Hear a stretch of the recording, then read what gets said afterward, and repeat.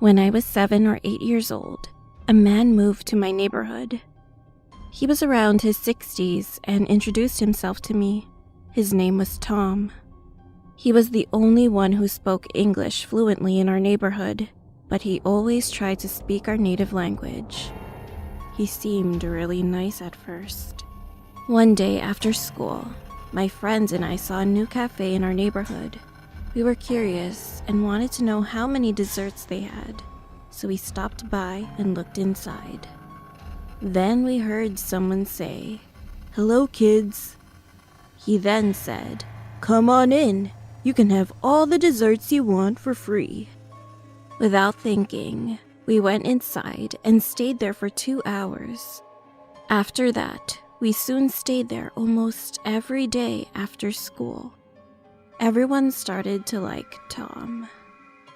One day, we went to his cafe like we usually did, but for some reason, I felt kind of uncomfortable. Because at some point, I noticed that there were only kids inside his shop. Tom came to me and said, "Hey, I saw you yesterday with a cat.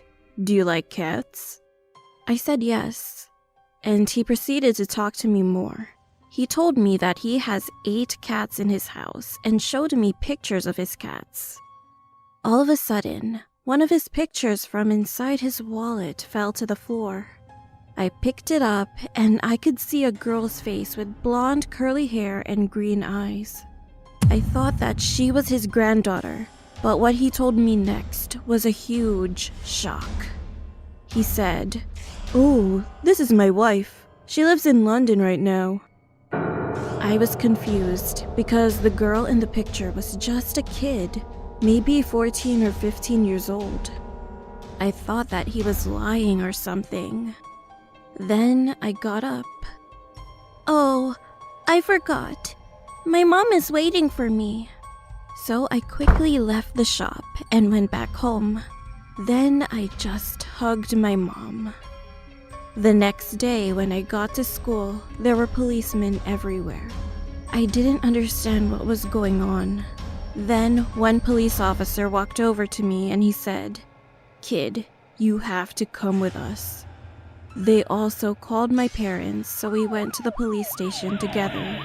It turned out that Tom's warrant was served. They found lots of data on his computer about the young girls who were raped by him. He even lied about his name. His real name was Hardin. The worst and most horrible thing was when they entered his room. The entire wall was covered with my pictures. When they said this to my parents, I was terrified, so I fainted. The police arrested him, and he was put in jail for several years. Now I'm 18 years old, but I am still afraid. According to my neighbors, he's returning to our neighborhood. I don't want to go out, and I don't even know what to do. If anyone has any advice, please help me and let me know what I should do.